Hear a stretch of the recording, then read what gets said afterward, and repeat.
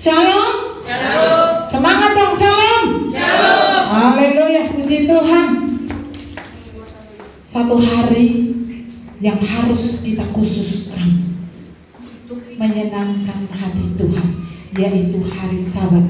Seperti saat siang hari ini, patutlah kita sebagai orang percaya untuk memberikan waktunya yang terbaik buat Tuhan. Haleluya. Puji Tuhan, kita akan sama-sama mendengarkan firman Tuhan yang terdapat di dalam kitab Lukas pasal 9 ayat 57 sampai 58. Lukas pasal 9 ayat 57 sampai 58. Ayat ini akan mengajarkan kepada kita bagaimana sesungguhnya sebagai orang Kristen yang sebenarnya. Haleluya. Kalau sudah dapat, kita akan baca bersama-sama Lukas 9 ayat 57 sampai 58. 2, 3. Ketika Yesus dan murid-muridnya melanjutkan perjalanan mereka, berkatalah seorang di tengah jalan kepada Yesus, "Aku akan mengikut engkau kemana saja engkau pergi." Yesus berkata kepadanya, "Serigala mempunyai liang dan burung mempunyai sarang, tetapi Anak Manusia tidak mempunyai tempat untuk meletakkan kepalanya." Haleluya. Saudaraku yang dikasihi Tuhan, di mana ayat yang pertama tadi mengatakan ada orang yang berkata kepada Tuhan Yesus, "Aku akan mengikut engkau kemana saja engkau pergi." Saudaraku yang dikasihi Tuhan, secara hurufiahnya kalimat ini seolah-olah mudah untuk dijalani. Mengikut Tuhan itu, ya, sepertinya ikut Tuhan itu gampang dan tidak ada masalah. Begitu kan kebanyakan orang Kristen, ya. Banyak sekali orang Kristen menganggap enteng atau menganggap mudah mengikut Tuhan itu. Sepertinya tidak ada beban, tidak ada kewajiban kita sebagai orang Kristen, sehingga hidup kita ini tidak ada bedanya dengan dunia ini, ya. Padahal orang Kristen ini seharusnya harus tampil beda. Kita lihat di dalam ayatnya, Roma 12 ayat 2.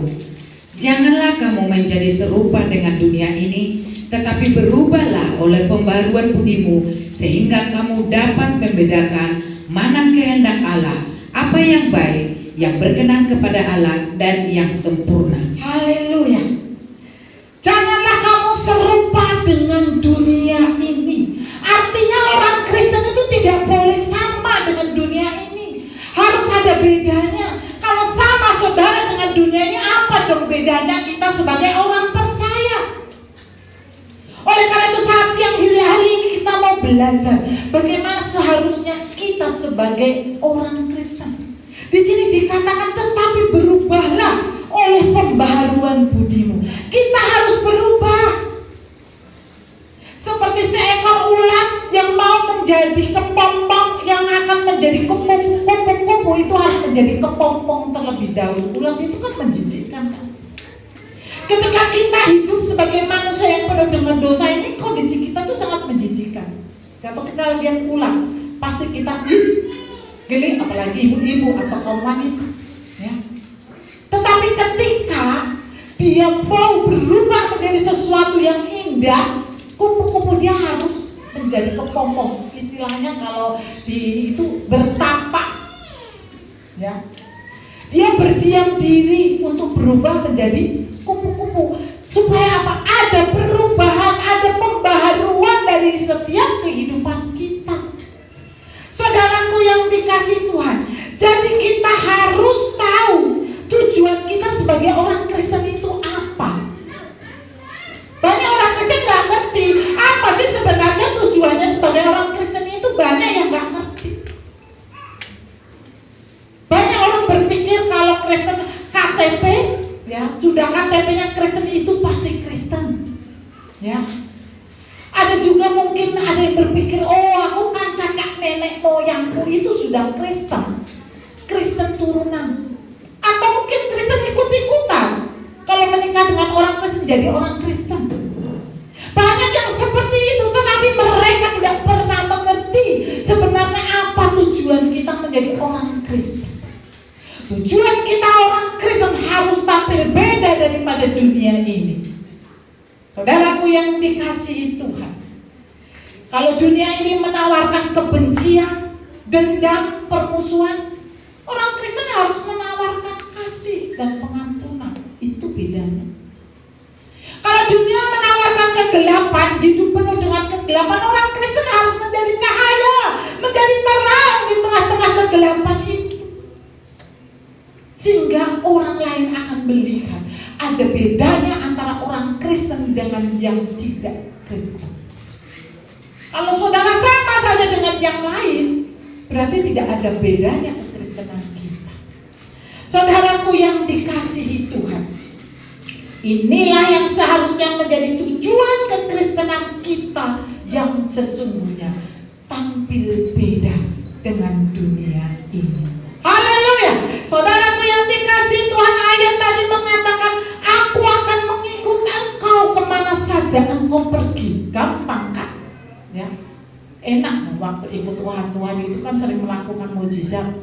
Makanan disiapkan, ya, hanya dengan 5 roti 2 ikan bisa memberi makan 5.000 orang lebih. Saudara yang dikasih Tuhan, maka ada yang berkata, aku akan mengikut engkau kemana saja engkau pergi. Ternyata mengikut Tuhan itu tidak semudah itu. Hanya perkataan bukan. Di dalam kitab Matius 16 ayat 24 mengatakan, lalu Yesus berkata kepada murid-muridnya, setiap orang yang mau mengikut aku, ia harus menyangkal dirinya, memikul salibnya, dan mengikut aku. Haleluya. Jadi ada syaratnya untuk menjadi pengikut Tuhan itu apa? Di sini dikatakan ia harus menyangkal dirinya, memikul salibnya, dan mengikut aku. Menyangkal dirinya itu artinya apa? Menyangkal diri itu artinya tidak mengikuti hawa nafsu kita, tidak mengikuti kedagingan kita. Saudaraku yang dikasih Tuhan, gak gampang kan? Musuh yang paling besar di dalam hidup kita ini kan hawa nafsu kita. Kedagingan kita sering menguasai hidup kita, sehingga kita tidak peduli lagi itu benar atau salah. Oleh karena itu saat siang hari ini kita mau belajar bagaimana sebenarnya kita harus menyangkal diri kita, yaitu menekan atau mematikan kedagingan kita, supaya kita boleh menjadi orang yang disebut pengikut Kristus. Di dalam kitab Galatia 5 ayat 24, barang siapa menjadi milik Kristus Yesus, ia telah menyalibkan daging dengan segala hawa nafsu dan keinginannya. Haleluya. Kalau kita ingin menjadi milik Kristus, catat, kita harus menyalibkan daging kita dengan segala hawa nafsu dan keinginan diri kita. Itu baru bisa menjadi milik Kristus. Roma 8 ayat 7a. Sebab keinginan daging adalah perseteruan terhadap Allah. Catat, perseteruan dengan Allah. Roma 8 ayat 6a. Karena keinginan daging adalah maut. Haleluya. Ada dua hal yang harus kita ketahui. Keinginan daging dan hawa nafsu kita ini adalah perseteruan dengan Allah. Artinya permusuhan dengan Tuhan. Dan keinginan daging itu adalah maut. Saudaraku yang dikasihi Tuhan, banyak orang kan tidak pedulikan hal ini. Keinginan dagingnya lebih besar daripada keinginannya untuk mengasihi Tuhan. Di saat siang hari ini kita mau belajar, keinginan daging kita harus kita matikan. Saudaraku yang dikasihi Tuhan, berarti kalau keinginan daging kita ini perseteruan atau permusuhan dengan Tuhan, dan keinginan daging kita ini adalah maut, berarti saudaraku yang dikasihi Tuhan, kalau kita masih mengikuti kedagingan kita, berarti kita ini bukan pengikut Kristus. Sekalipun engkau disebut sebagai orang dunia ini sangat banyak, tapi mereka belum tentu pengikut Kristus. Karena apa? Kedagingan mereka lebih besar dari kasihnya kepada Tuhan. Oleh karena itu siang hari ini kita mau mematikan kedagingan kita supaya Kristus ada di dalam hidup kita. Loh, kita kan masih hidup di dunia. Ada yang berdalih kan? Ya, kita masih hidup di dunia, masih hidup dengan daging. Ya biasa dong, kita mengikuti kedagingan kita. Saudaraku yang dikasihi Tuhan, benar, kita masih hidup di dunia ini. Tetapi ingatkan, ketika kita mengalahkan kedagingan dan hawa nafsu kita ini, kita mampu melakukannya bila mana kita bersama dengan Tuhan. Hanya bersama dengan Tuhan kita dapat merem atau mengendalikan hawa nafsu dan kedagingan kita. Ada proses yang dikerjakan oleh Tuhan ketika kita mulai menekan hawa nafsu kita. Yang dulunya kita pemarah menjadi orang yang sabar.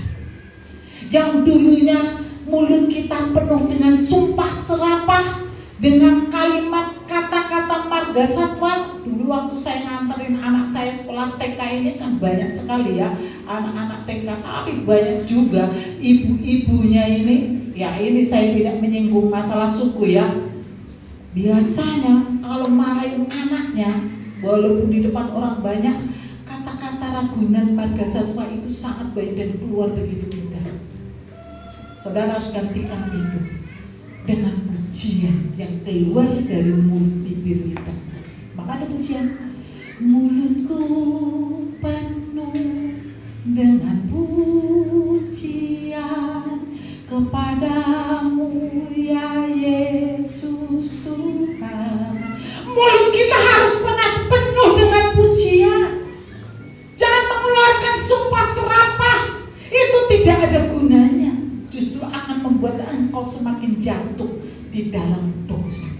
Saudaraku yang dikasihi Tuhan, kalau kita memperbaiki diri kita, belajar, itu ada proses yang akan dikerjakan Tuhan di dalam kehidupan kita. 2 Korintus 4 ayat 16. Sebab itu kami tidak tawar hati, tetapi meskipun manusia lahiriah kami semakin merosot, namun manusia batiniah kami diperbaharui dari hari ke hari. Haleluya. Jadi mematikan kedagingan kita ini juga perlu proses. Mematikan hawa nafsu dalam hidup kita ini juga butuh proses. Dan proses itu dikerjakan oleh Tuhan. Dan firman Tuhan berkata di ayat ini, manusia batiniah kami, artinya rohani kita ini dibaharui dari sehari ke sehari. Setiap hari ada perbaikan, setiap hari ada pembaruan sikap, karakter, perbuatan kita, supaya apa? Berkenan di hadapan Tuhan. Yang kedua, tadi menyangkal diri. Yang kedua, yang mau mengikut Tuhan itu harus mau memikul salibnya. Bukan salib Tuhan, salib dirinya sendiri. Kalau saudara tidak akan sanggup memikul salib Tuhan Yesus, tapi memikul salibmu. Salib kita ini adalah gambaran beban persoalan yang kita hadapi ketika kita iring Tuhan. Memikul salib ini menjadi tanggung jawab setiap orang yang mengatakan dirinya percaya kepada Tuhan. Dan salib itu bebannya satu dengan yang lain itu tidak sama. Salib saudara dengan saya berbeda. Itu dinilai Tuhan, dilihat Tuhan dari kemampuan saudara untuk menanggung beban persoalan itu. Gak mungkin dong anak TK dikasih beban 10 kilo, atau anak TK diberikan beban sesuai dengan orang yang sudah berumur 20 tahun. Pasti beda. Latihan ketika anak TK ya, di tangannya ditaruh beban yang kecil, semakin gede ditambah lagi semakin besar, Semakin dewasa ditambah lagi semakin besar. Artinya apa? Ada latihan di dalam diri kita menghadapi persoalan yang ada ketika kita iring Tuhan. Karena tidak ada manusia yang tidak punya persoalan. Setiap manusia pasti ada persoalan. Tapi ingat, persoalan itu dapat mampu kita atasi ketika kita bersama dengan Tuhan. Kita harus memikul salib kita. Salib ini adalah gambaran banyaknya persoalan problem di dalam kehidupan kita. Saya mau tanya, ada nggak yang tidak punya masalah? Pasti semua orang mempunyai masalah. Tapi tergantung kita cara menyikapinya ketika kita menghadapi masalah tersebut. Saudaraku yang dikasihi Tuhan, memikul salib berarti kita sedang menjaga keselamatan yang Tuhan berikan. Kalau kita ini tidak mau memikul salib kita dan mau mengikuti dunia, berarti kita sedang melepaskan keselamatan yang sudah dianugerahkan kepada kita. Jadi kalau memikul salib, tentu harus bersama dengan Tuhan ya. Kita mendapatkan kekuatan. Itulah yang menjaga keselamatan. Tetapi ketika engkau melepaskan, gak mau beban, gak mau persoalan, ngapain sih beribadah setiap minggu? Capek, buang-buang waktu, buang ongkos, buang persembahan, gak ada gunanya. Mending gue kerja, cari duit.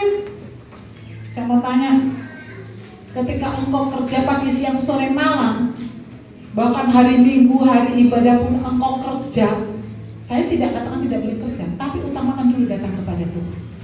Datang dulu beribadah. Karena kunci berkat itu yang memegang Tuhan. Kunci berkat itu yang memegang Tuhan, bukan saudara. Tenaga saudara apalah artinya? Masuk angin sedikit sakit kan? Tetapi ketika Tuhan yang membuka pintu berkat itu, maka tidak ada satupun yang dapat menahan berkat itu masuk di dalam hidupmu, masuk di dalam rumah tangga.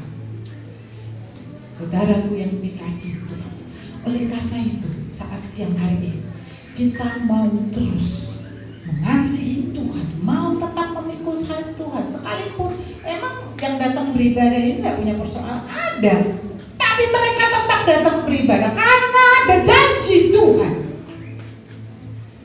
bahwa Tuhan itu akan menyertai kita sampai kesudahannya.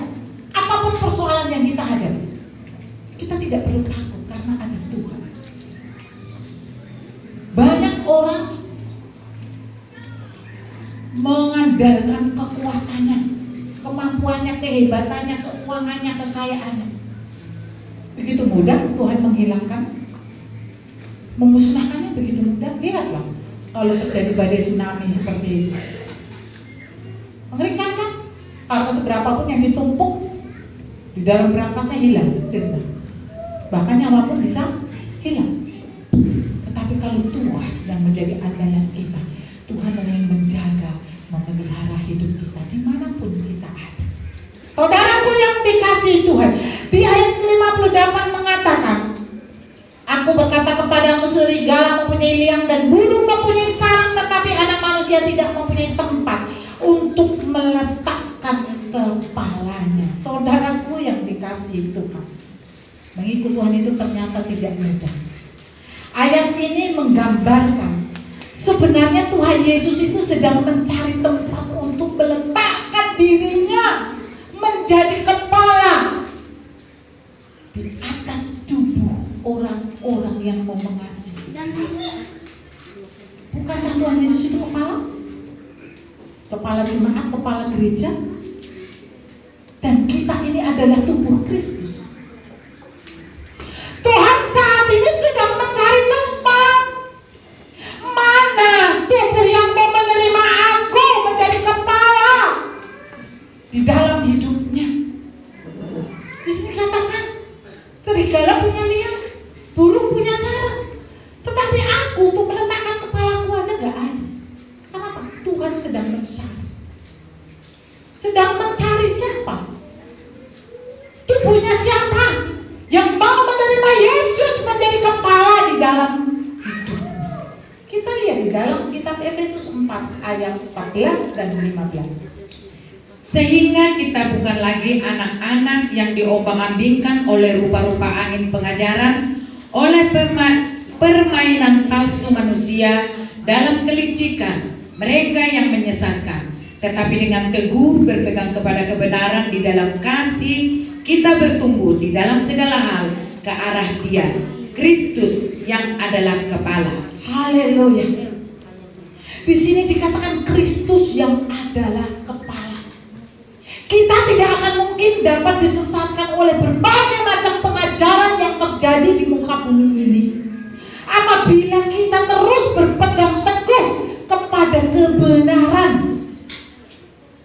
yang bersumber daripada Tuhan. Dan ingat, kita harus bertumbuh di dalam segala hal ke arah Dia. Ke arah siapa? Ke arah Dia, Kristus yang adalah kepala. Saudaraku, kita harus bertumbuh di dalam Tuhan. Jangan bertumbuh di dalam setan. Yang bertumbuh dalam setan itu karena dikuasai dengan kedagingannya dalam kehidupan di dunia ini.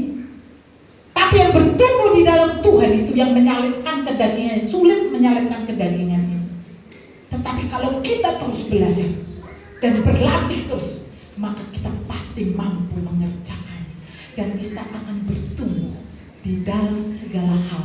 Sikap, karakter, perbuatan, perkataan kita mengarah kepada Tuhan. Artinya mengarah kepada kebenaran. Saudaraku yang dikasih Tuhan, banyak orang Kristen tidak pedulikan itu. Hidup asal hidup saja. Padahal saudara harus tahu, ada saatnya, ada waktunya kita kembali ke asal mula kita, yaitu Bapa di surga. Tergantung Bapa, di mana engkau diletakkan menurut apa yang engkau lakukan di dalam hidupmu ketika engkau masih di dunia. Saudaraku yang dikasih Tuhan, jadi jangan lempeng-lempeng saja hidup ini seolah-olah tidak ada masalah. Saudaraku yang dikasih Tuhan, ada yang akan kita alami dalam kehidupan ini setelah kita menyelesaikan kehidupan kita di dunia ini. Ada bagian kita nanti di dunia yang baru. Di mana? Ke surga kah? Ke neraka kah? Itu kita tidak tahu. Tapi yang jelas, mulailah sekarang pergunakan. Tadi apa kan? Katakan, hidup ini adalah kesempatan. Hidup ini untuk melayani Tuhan. Melayani Tuhan bukan berarti seperti saudara, seperti saya di mimbar berdiri. Bukan, melayani Tuhan dengan saudara datang beribadah setia, itu juga sudah melayani Tuhan. Oleh karena itu saat siang hari ini Tuhan mengingatkan kepada kita bahwa kita harus bertumbuh di dalam Tuhan. Kolose 1 ayat 17 dan 18a. Ia ada terlebih dahulu dari segala sesuatu, dan segala sesuatu ada di dalam Dia. Ialah kepala tubuh, yaitu jemaat. Haleluya. Di sini dikatakan bahwa Tuhan Yesus itu ada terlebih dahulu dari segala sesuatu, dan segala sesuatu ada di dalam Yesus yang adalah kepala tubuh, yaitu jemaat. Jadi saudara dan saya ini tubuh Kristus. Tapi ingat satu hal yang ingin saya sampaikan. Tuhan mau meletakkan kepala, menjadi kepala di dalam hidup kita untuk tubuh-tubuh yang sudah siap bertumbuh di dalam Tuhan, yang hidup mengarah kepada kebenaran. Tuhan tidak sembarangan asal langsung meletakkan kepalanya, enggak. Maka di sini dikatakan enggak ada tempat karena sangat sulit untuk mendapatkan tubuh yang siap menerima Yesus Kristus sebagai kepala di dalam hidupnya. Oleh karena saat siang hari ini saya rindu kita harus mulai memperbaiki diri, berbenah diri supaya kita layak menjadi tubuh Kristus. Kristus dan Kristus menjadi kepala di dalam hidup kita. Saudara harus tahu di kepala kita ini ada organ yang sangat penting yang mengendalikan seluruh persendirian saraf-saraf di seluruh tubuh kita ini. Seluruh urat nadi, sel, semuanya itu dikomandoi oleh kepala kita, yaitu otak, pusat saraf. Saudaraku, kalau kepalanya rusak, pasti tubuhnya juga sudah rusak. Kalau otak kita ini rusak, maka tubuh kita pasti juga rusak. Saudara lihat orang yang sudah kena saraf, sudah tidak normal lagi hidupnya. Kalau saudara membeli ikan di pasar, saudara lihat apanya? Kepalanya kan? Saudara buka insangnya, kepalanya masih bagus kan? Tapi kalau kepalanya sudah busuk, pasti badannya ikan itu juga sudah busuk. Oleh karena itu jangan gunakan akal pikiran kita. Kita harus gunakan kepala Yesus menjadi bagian di dalam hidup kita. Kalau Yesus itu menjadi kepala, menjadi komando, menjadi nahkoda di dalam hidupmu, Dia yang akan mengendalikan kehidupanmu. Sehingga kau tidak perlu takut akan hari esok, hari kapanpun kau tidak perlu takut. Karena ada Tuhan yang akan membimbing engkau kemana engkau berjalan dan kemana engkau melangkah. Oleh karena itu kita butuhkan Yesus menjadi kepala dalam hidup kita, kepala dalam rumah tangga kita, kepala di dalam usaha kita, di dalam pekerjaan kita. Kita undang Yesus menjadi kepala. Tetapi ingat, sekali lagi saya mengingatkan, Tuhan Yesus tidak sembarangan meletakkan kepalanya, tetapi Dia akan meletakkan kepalanya di atas tubuh-tubuh Kristus yang mengarah hidupnya di dalam kebenaran. Amin. Haleluya. Puji Tuhan.